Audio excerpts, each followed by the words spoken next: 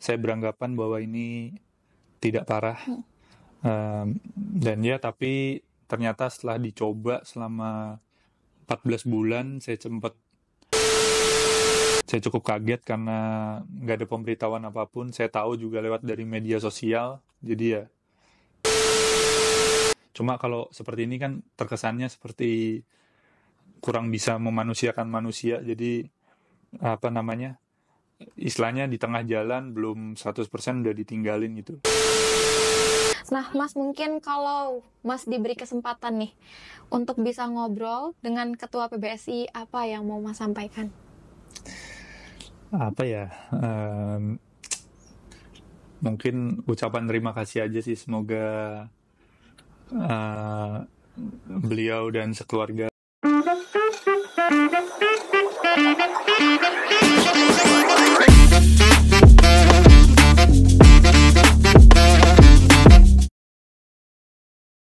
Halo Sobat PB Sansani, kembali lagi di YouTube PB Sansani, the biggest badminton club in Pekanbaru. Tepuk tangan dulu. Nah, di episode ketiga kita kali ini, kita kedatangan tamu yang luar biasa. Mungkin para fans udah nunggu nih, adanya Mas ini di layar kaca. Tapi sebelum itu, kita mau ingatin teman-teman, jangan lupa untuk subscribe terlebih dahulu, like dan juga komen. Dan jangan lupa untuk share lagi video ini ke Sobat PB Sansani lainnya.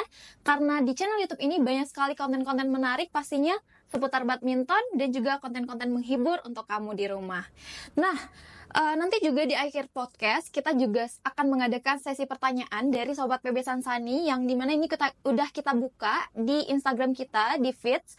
Jadi nanti udah kita seleksi beberapa pertanyaan dari para fans pastinya. Nah, untuk itu teman-teman, siap-siap untuk servis yang tepat, smash yang kuat, dan cerita yang inspiratif. Sudah bersama kita, Christian Adinata. Oke, gimana nih Mas kabarnya? di Tuhan baik. Baik ya. Kalau sehari-hari biasanya dipanggil apa nih Mas? Biasa apa aja sih biasa, tapi paling seringnya CA biasanya. Mas Cea ya? Iya, Mas Cea. Oke, berarti aku manggilnya Mas Cea nih. Iya. Nah, gimana Mas perjalanan ke Pekanbaru, lancar? Lancar, aman, seru, ya. Terus tadi ya makanannya enak juga. Wes, berarti makanan kita juga di-approve sama Mas Cea nih. Nah, jadi kesibukan akhir-akhir ini apa nih Mas? Kesibukannya sekarang ya fokusnya lagi di penyembuhan cedera, terus juga ya karena kemarin baru-baru ini ada keputusan untuk udah nggak di PBSI lagi, jadi kemarin harus fokus juga untuk pindahan ke tempat yang baru. Karena di PBSI juga udah lumayan lama, udah 7 tahun, jadi barangnya cukup banyak, jadi ya mesti mindahinnya butuh waktu sih. Oh, berarti emang lagi proses pemindahan. Iya, ya. Kita doakan semoga pemulihan dari Mas Cia ini segera pulih dan segera kembali nantinya ke lapangan. Nah, teman-teman sekalian, kita udah nyediain beberapa pertanyaan yang pastinya ini sudah ditunggu-tunggu oleh para fans dari Mas Cia. Nah, mungkin untuk pertanyaan pertama ini kita lebih santai sih Mas. Mungkin bisa diceritain dong gimana sih awal mula Mas Cia terjun ke dunia badminton hingga sampai ke profesional saat ini?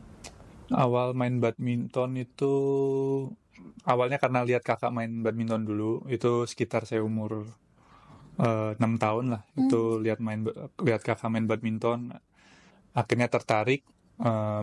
Ya, akhirnya mulai latihan di klub kecil di kampung, sampai pada akhirnya umur 12 memutuskan untuk pindah ke klub yang lebih besar. Saya masuk di klub Tangkas Jakarta namanya, itu pindah ke klub besar intinya. Ya, mengikuti banyak turnamen nasional dan ya cukup banyak gelar juga yang diraih, sampai pada akhirnya tahun 2018 saya dipanggil ke Platnas di PBSI. Ya, dari 2018 di Platnas ya banyak juga gelar yang diraih, sampai pada akhirnya tahun 2024 kemarin sudah nggak di PBSI lagi. Oke, berarti saat umur 6 tahun itu sekolah masih tetap jalan ya Mas ya? Masih jalan. Ya, tetap jalan. Nah, gimana sih Mas? Karena nih kemarin terakhir kali kan kita tahu Masnya dapat medali emas di SEA Games Kamboja 2023. Gimana nih perasaan Mas dapat mengharumkan nama Indonesia? Ya, perasaannya ya lebih ke nggak nyangka sih. Nggak berekspektasi untuk jadi juara. Tapi memang di balik itu semua ada cerita yang lumayan menarik. Jadi di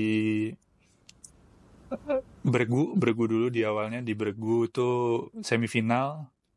Pertama kali main saya di Bregu di SEA Games Kamboja itu. Saya gagal menyumbangkan poin buat Indonesia. Waktu itu Indonesia lawan Singapura. Saya gagal nyumbangin poin. Akhirnya banyak sekali saya terima bulian dan caci makian segala macam. Banyak yang saya terima. Tapi itu nggak membuat saya down. Malah ingin lebih menunjukkan. Jadi di partai final saya dipercaya untuk turun lagi. Dan akhirnya saya berhasil menyumbang poin buat Indonesia. Dan akhirnya juara di Bregu itu. Itu momen yang sulit dilupakan sih. Terus juga ada cerita menarik juga lagi di individunya. Di cabang individunya sebetulnya saya nggak main di situ. Harusnya yang main ada Bang Ciko dan Mas Cesar Hiren dulu ada. Harusnya mereka yang main, tapi Mas Vito waktu itu sebelum H-2 sebelum berangkat, Mas Vito harus cedera dan akhirnya saya ditunjuk untuk jadi pemain pengganti di situ. Ya, bukan favorit juara di cabang individu, tapi saya berhasil melewati satu demi satu, akhirnya bisa sampai jadi juara. Oke, berarti tadi emang kita nggak pungkiri bahwa cacian tadi, bulian tadi juga jadi pemupuk semangatnya Iya, Mas, ya, benar, sampai benar. dapat di puncak tertingginya yaitu medali emas nih di SEA Games Kamboja 2023.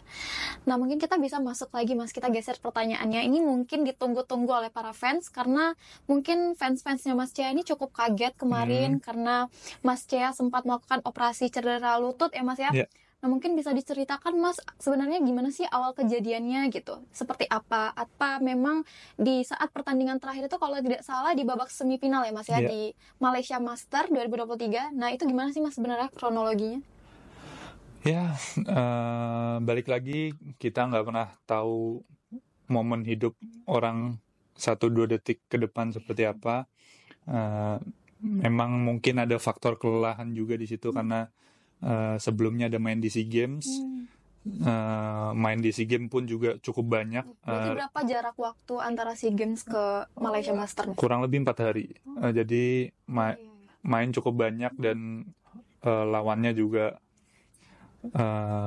seimbang semua lah. Jadi ya akhirnya setelah dari SEA Games ada jeda istirahat kurang lebih selama 4 hari.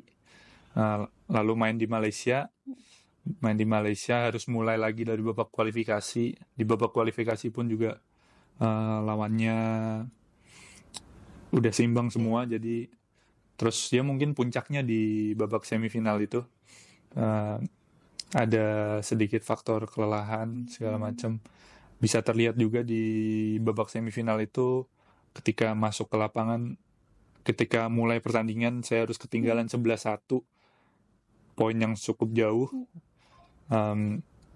Karena ya pikirannya kosong segala macam. Tapi setelah interval, coach Irwansyah namanya, beliau menyadarkan saya istilahnya, sampai pada akhirnya saya bisa membalikan keadaan sampai 17 sama. Tapi ya setelah itu kita nggak pernah tahu momen hidup seorang, akhirnya harus cedera sih.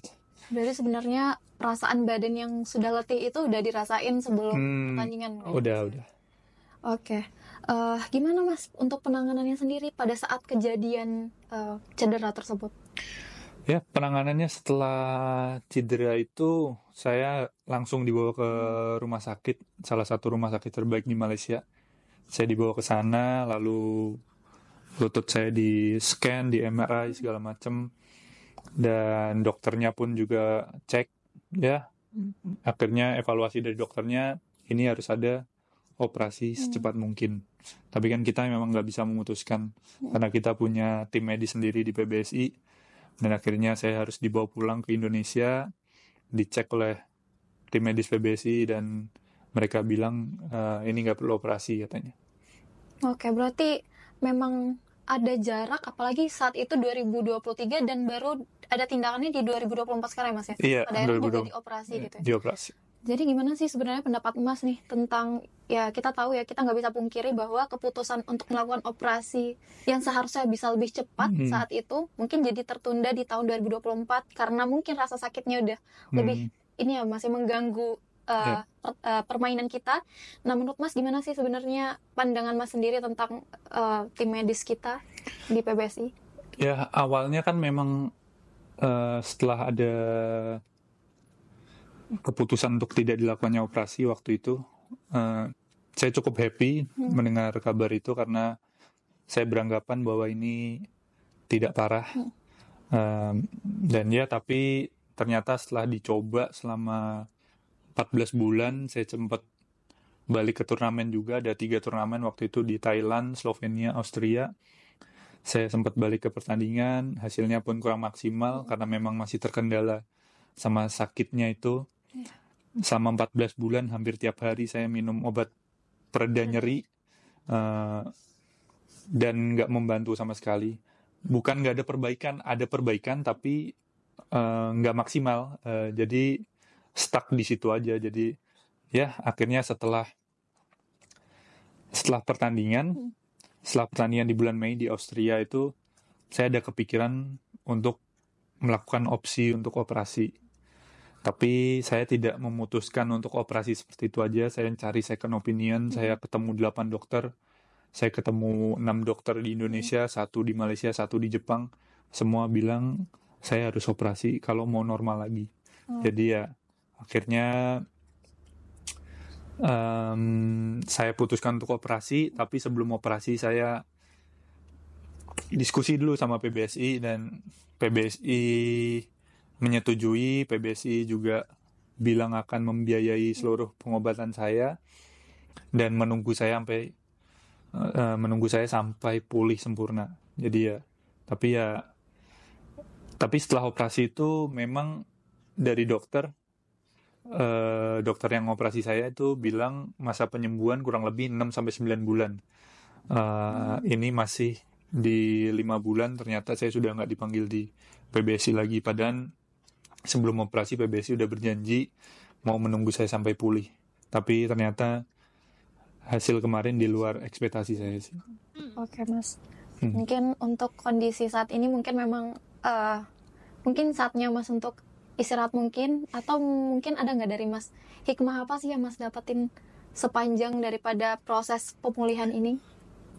Hikmahnya paling ya membuat saya jadi pribadi yang lebih sabar, lebih berkarakter, terus juga lebih bijak lagi dalam menghadapi segala sesuatu. Karena memang ini masa-masa pemulihan cedera itu memang sulit banget, nggak gampang, butuh kesabaran yang luar biasa. Jadi ya bisa diambil dari sisi positifnya aja sih. Iya, benar banget. Selain itu juga mental kita ya Mas ya. Ya, Itu juga mempengaruhi cepat atau lambatnya ya. penyembuhan itu mungkin. Nah, mungkin apa sih yang Mas paling rindukan nih selama absen dari lapangan pertandingan? Yang paling dirindukan mungkin ya apa ya, dari atmosfer pertandingannya, terus tegangannya di lapangan seperti apa. Ya cukup kangen, cuma kan kita juga mesti sabar, nggak boleh terburu-buru dalam proses pemulihan ini. Jadi memang saya pengen nanti waktu comeback memang saya benar-benar 100%, jadi nanti hasilnya bisa maksimal. Oke, kita tunggu ya comebacknya dari Mas Cea nih teman-teman fans di rumah. Nah mungkin nih Mas, tadi juga kita sempat menyinggung tentang putusan dari PBSI, Mas Cea udah tidak masuk lagi ke timnas, ke tim pelatnas gitu. Apakah memang ini udah ada diskusi sebelumnya Mas? Untuk bahwasannya nih Mas Cea udah nggak bisa dulu atau disuruh istirahat dulu atau gimana? Nggak ada pemberitahuan apapun, malah sebelum dipulangkan itu, jadi kan pelatnas itu tiap tahun selalu memulangkan atletnya sebelum ada pemanggilan lagi. Jadi sebelum dipulangkan ke klub masing-masing itu malah ada rumor kalau saya memang masih aman di PBSI. Dan saya pun berpikiran harusnya memang masih aman karena kan saya memang masih dalam proses pemulihan. Jadi memang, dan sebelumnya pun juga PBSI kan sudah berjanji untuk menunggu saya sampai pulih. Jadi ya saya beranggapan bahwa saya masih aman. Tapi ternyata hasil kemarin yang keluar, saya cukup kaget karena nggak ada pemberitahuan apapun. Saya tahu juga lewat dari media sosial. Jadi ya cukup kaget sih sama Oke. hasil itu.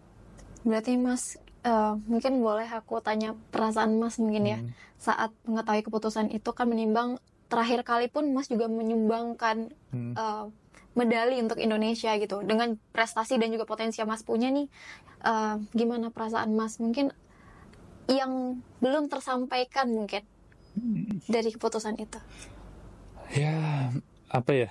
Mungkin lebih ke kecewa aja sih, karena saya kan dari kecil emang cita-citanya emang buat masuk ke Platnas. Saya masuk pun juga bukan karena orang dalam atau titipan segala macam. Saya masuk memang karena murni prestasi saya. Lalu ya banyak gelar juga yang sudah diraih dengan bersusah payah istilahnya.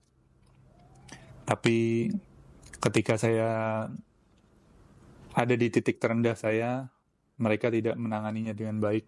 Itu sih yang cukup membuat saya kecewa di situ. Oke.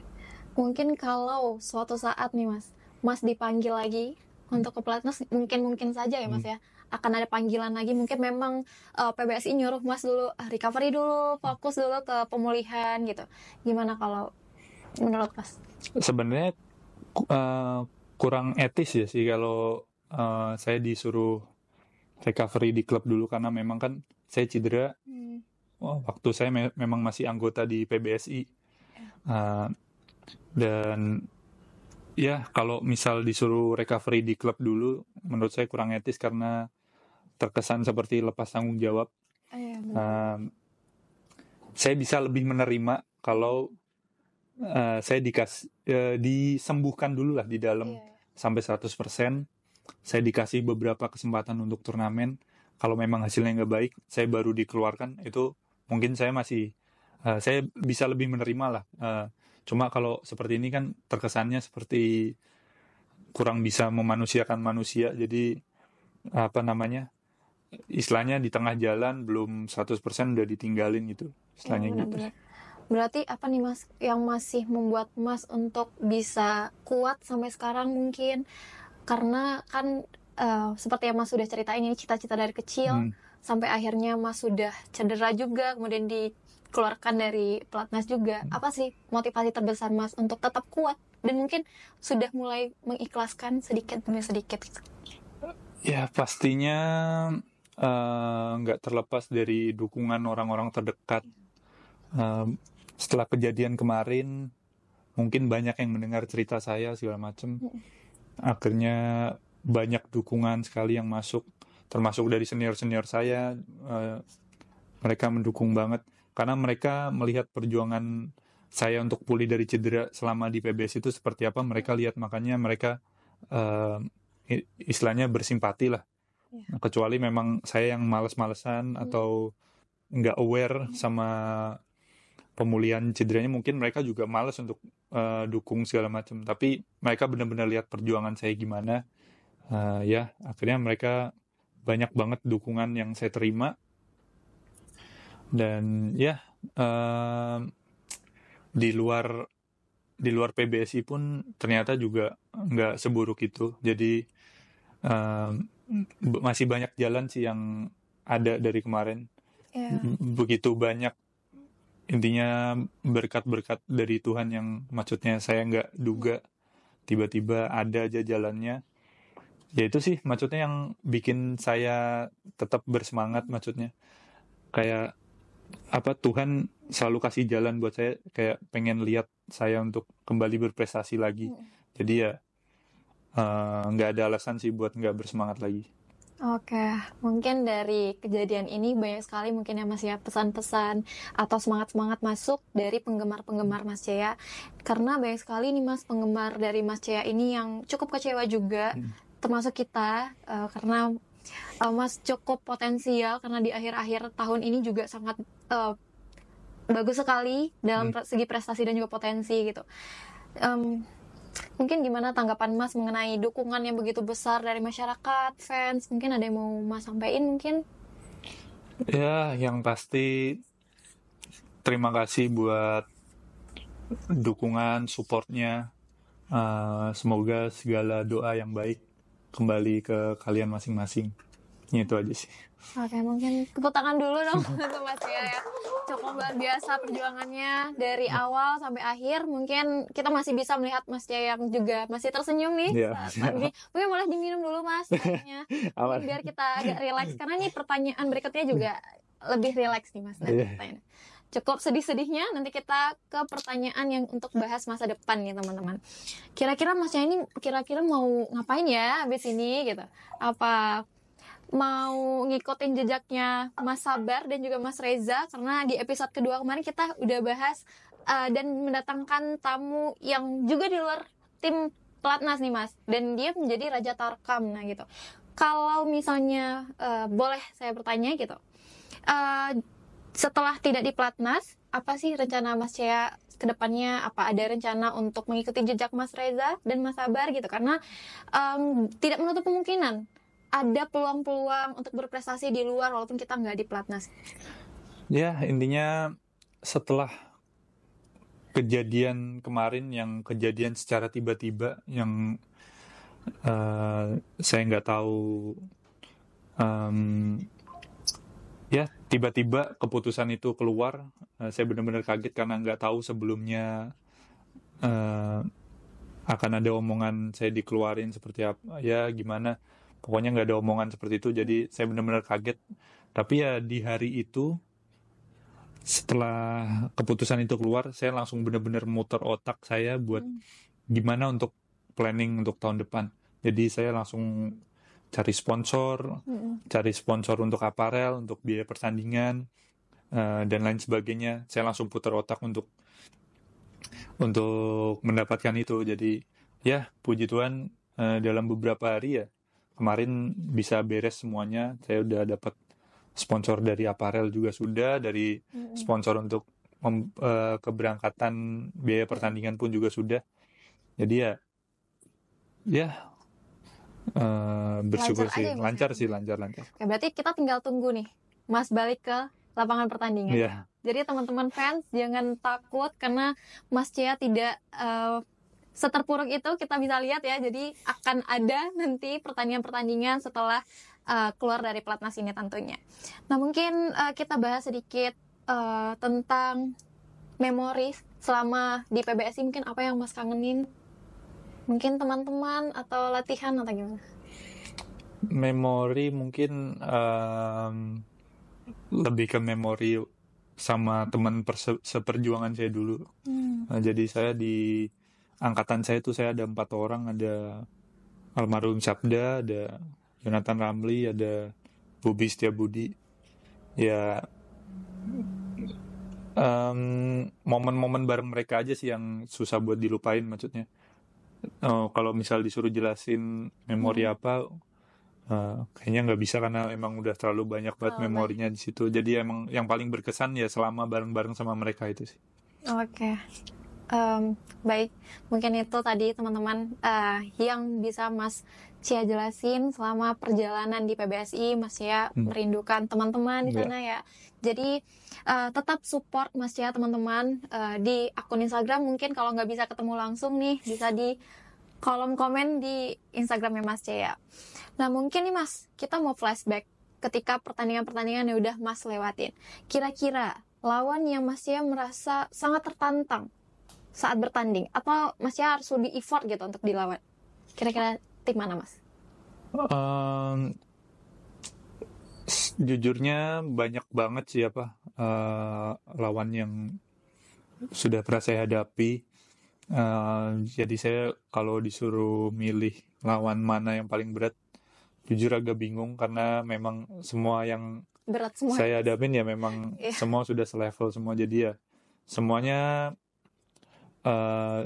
ya bisa jadi lawan terberat juga. Ya tergantung kesiapan di lapangan seperti apa aja sih. Oke, mungkin ada tips nih Mas untuk atlet-atlet muda yang masih mungkin berlatih atau berkembang di luar sana. Mungkin ada tips untuk bisa jadi atlet yang prima, profesional seperti yang udah Mas terapin di beberapa pertandingan mungkin? Intinya tipsnya paling dikit aja ya. Intinya satu, disiplin di dalam lapangan maupun di luar lapangan seperti Iya, apa. benar-benar. Terus juga konsisten dan kerja cerdas, itu sih paling. Oke, kerja cerdas ya teman-teman ya. Jadi nggak sekedar kita tahu tekniknya aja, Iya, tapi memang harus putar otak juga, kerja iya. cerdas juga. Oke, oke Mas. Mungkin untuk beberapa pertanyaan terakhir sebelum nanti kita masuk ke sesi pertanyaan para fans nih Mas. Hmm. Harapan Mas ya untuk badminton Indonesia apa nih Mas?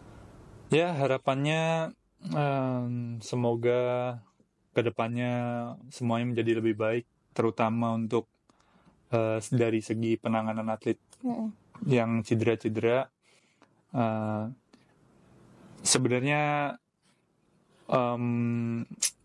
kasus seperti saya ini sudah banyak sekali dari yang dulu-dulu sudah banyak, tapi mereka nggak pernah belajar.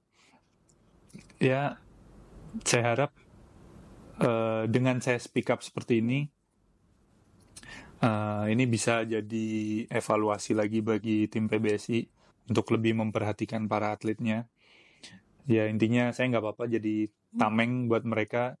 Intinya nanti teman-teman saya saya berharap teman-teman saya di PBSI mendapatkan treatment yang lebih baik lah istilahnya. Jadi ya untuk kasus seperti saya ini ya udah biarin saya aja terakhir gitu. Nanti untuk kedepannya teman-teman saya berharap banget semua bisa mendapatkan treatment yang lebih baik. Ya, berarti memang segi regulasi juga harus diperbaiki ya Mas ya. Iya. Karena kasihan banyak sekali mungkin atlet-atlet yang potensial yang mungkin emang lagi apesnya aja mungkin, tapi tim PBSI malah ya udah kamu istirahat sendiri ya. Jadi kelihatannya lepas tangan gitu Iya. aja. Mungkin bisa jadi evaluasi untuk PBSI Indonesia pastinya untuk mengevaluasi lagi regulasi. Jadi jangan sampai ada atlet-atlet yang udah berjuang nih mati-matian di lapangan tapi harus menerima kekecewaan ini, merasa dibuang ketika memang lagi di posisi yang terbawah mungkin seperti itu. Nah, Mas mungkin kalau Mas diberi kesempatan nih untuk bisa ngobrol dengan Ketua PBSI, apa yang mau Mas sampaikan? Apa ya? Mungkin ucapan terima kasih aja sih. Semoga beliau dan sekeluarga sehat selalu dan dilancarkan rezekinya selalu. Ya, itu aja sih, Pak. Mungkin untuk coach yang sudah mensupport sejauh ini, Mas? Coach untuk Coach Irwansyah dan Coach Hari, terima kasih udah memperjuangkan saya untuk tetap berada di pelatnas PBSI, walaupun akhirnya tetap harus keluar, tapi saya sangat mengapresiasi karena mereka sudah mau mempertahankan saya, karena mereka yang tahu, Coach Irwansyah dan Coach Hari, mereka yang tahu bagaimana struggle-nya saya, bagaimana prosesnya saya seperti apa, mereka yang tahu. Jadi ya saya ingin mengucapkan terima kasih karena sudah memperjuangkan saya sih. Oke, mungkin untuk semangat boleh kita kasih tepuk tangan dulu untuk Mas Cea ya, sangat luar biasa. Tapi Mas ini mungkin kalau misalnya video kita trending ya, bisa sampai nih info-infonya ke PBSI atau ke Menpora, karena kebetulan wakil menteri kita itu ada salah satu dari mantan atlet badminton, Mas Taufik Hidayat. Jadi mungkin dengan adanya evaluasi atau cerita yang Mas sampaikan ini, Mas Cea sampaikan, mungkin bisa sedikit memberikan efek atau bisa sebagai apa ya, mereka bisa melihat lagi regulasi apa sih sebenarnya harus diperbaiki gitu di PBSI mungkin. Oke Mas, mungkin pertanyaan yang tegang-tegang tadi udah kita bahas semua. Kita masuk ke pertanyaan dari para fans. Ini banyak sekali antusias dari fansnya Mas Cea karena menunggu sekali gimana proses penyembuhan, kabar, dan juga kapan kembali lagi ke lapangan. Mungkin ini sangat ditunggu-tunggu oleh fansnya Mas Cea. Oke, ada beberapa pertanyaan teman-teman yang udah kita pilih dari Instagram PB Sansani. Nah, itu mungkin kita bahas dari pertanyaan pertama nih Mas. Dari akun @call2glory. Setelah peristiwa yang menyakitkan ini, apakah Cea akan menerima tawaran Viktor Axelsen untuk berlaga atau berlatih di Dubai?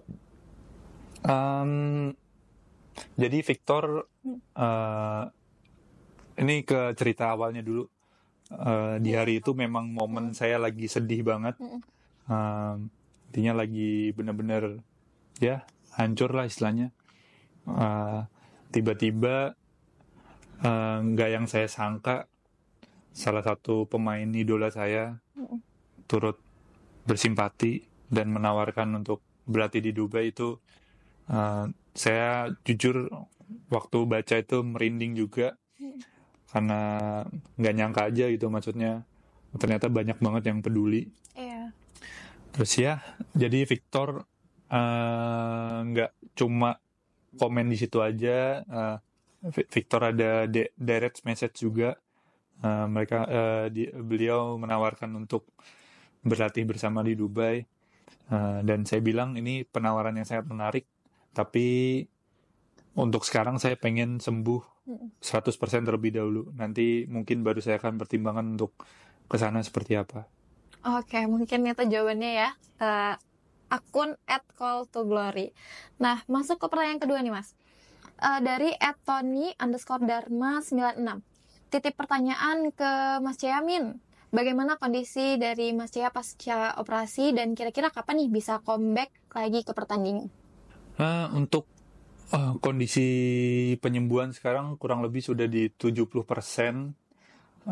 Semuanya sudah on the track.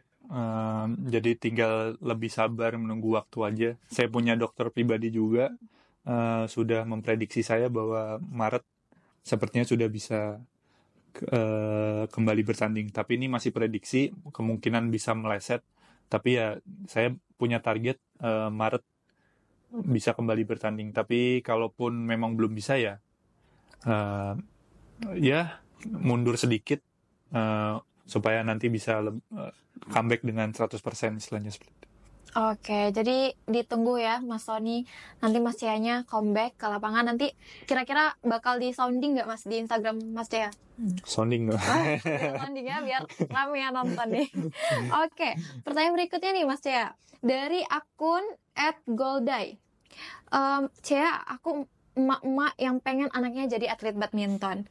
Tapi setelah lihat Cea dan atlet yang udah-udah ketika cedera, aku jadi parno. Menurut Cea, apakah mending mundur atau tetap maju untuk mendukung anak jadi atlet badminton? Ini gimana menurut Mas Cea? Kalau dari saya sih, yang perlu diperhatiin dari minat anaknya dulu, maksudnya. Jadi jangan sampai anak main badminton karena keterpaksaan dari orang tua. Jadi memang harus benar-benar anaknya yang minat dulu. Ya, kalau memang anaknya minat ya dilanjutkan aja. Siapa tahu nanti ke depannya kan semuanya jadi lebih baik kan. Kita nggak pernah tahu. Oke, ini mewakili mama di luar sana, jadi tetap support ya anaknya untuk ikut atau ingin menjadi atlet badminton nih. Jangan kita sama-sama berdoa semoga kedepannya regulasi dan juga treat daripada pemerintah dengan kepada atlet kita ini jauh lebih diperhatikan dan jadi nanti keselamatan kesehatan dari atlet juga aman gitu ya Mas, ada jaminannya gitu. Yeah. Oke, selanjutnya nih Mas ya, dari @Juweni Basri. Ini sebenarnya tadi udah kita bahas, mungkin bisa dijelaskan singkat aja nih Mas. Kualitas dokter di PBSI gimana sih menurut Mas Cea? Soalnya dari zaman dulu banyak atlet yang cedera, hampir semua gagal comeback dan berakhir pensiun dari badminton. Sepertinya kalau untuk kualitas tim dokter, sebenarnya saya nggak perlu jelasin apa-apa karena masyarakat pasti sudah bisa menilai seperti apa, karena memang kejadian seperti ini nggak cuma 1-2 kali, banyak sekali kejadian sebelum-sebelumnya yang memang udah ada, tapi yang berani speak up sampai sejauh ini, ya koreksi kalau saya salah, mungkin hanya saya yang berani speak up seperti ini. Jadi ya yang balik lagi yang saya bilang, nggak apa-apa saya jadi tameng buat teman-teman saya di PBSI supaya nanti teman-teman saya di PBSI bisa ya dapat treatment yang lebih baik. Ya saya berharap dari tim medis PBSI kedepannya bisa lebih menghargai para atletnya lah istilahnya. Oke, itu ya teman-teman jawabannya. Nah, terakhir nih Mas, dari @ayu.oxel. Kira-kira apa titik terendah Kak Cia selama jadi atlet, dan setelah keputusan PBSI kemarin apa sempat terlintas untuk pensiun dini? Ya, balik lagi, titik terendah itu mungkin yang saya rasain ya momen-momen sekarang ini, karena memang nggak gampang untuk menerima semuanya. Iya. Tapi ya puji Tuhan, waktu sudah menyembuhkan. Artinya saya sudah lebih menerima, sudah lebih ikhlas. Untuk terlintas di pikiran, untuk pensiun nggak ada sedikit pun terlintas di pikiran saya, karena beberapa kali saya melewati momen ini ketika saya mau menyerah. Itu yang balik lagi tadi saya bilang, Tuhan selalu buka jalan, istilahnya selalu kasih saya jalan untuk menimbulkan gairah motivasi saya lagi gitu. Jadi kayak saya berpikir, oh Tuhan sepertinya punya rencana yang besar sih buat saya. Jadi saya akan terus melakukan apa yang menjadi bagian saya. Ya saya berharap kedepannya semuanya bisa lebih baik. Ya, everything will be okay ya Mas ya. Oke. Ini terakhir, tapi ini bukan pertanyaan, tapi mungkin semangat nih Mas dari salah satu fans Mas, dari akun Lutfi Kurnia _ Tapi terlepas dari apapun perjalanan sulit dan banyak kejadian yang gak enak buat Bang Cea, aku cuma mau bilang terima kasih banyak buat Abang Cea karena udah kuat dan bertahan sampai titik ini, dimana ini adalah titik yang sulit dan gak enak di hidup Abang. Doa baik selalu menyertai Abang Cea, semoga selalu dimudahkan dan dilancarkan semuanya. Amin. We'll still proud and behind you whatever happens, Abang Cea. Oke, tepuk tangan dulu dong teman-teman.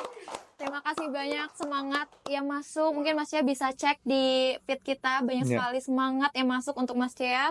Dan kita sama-sama doakan teman-teman, semoga proses pemulihan dari Mas Cea ini segera pulih 100% dan bisa kembali lagi ke lapangan. Amin. Kita sangat menunggu sekali prestasi-prestasi nantinya yang akan Mas Cea ukir pastinya. Dan teman-teman, mungkin ini udah akhir daripada podcast kita ya. Gak nyangka kita udah sampai di episode ketiga ini. Sangat luar biasa diskusi kita. Mungkin bisa menginspirasi teman-teman yang lain dan juga sebagai masukan untuk pemerintah juga terhadap badminton Indonesia pastinya.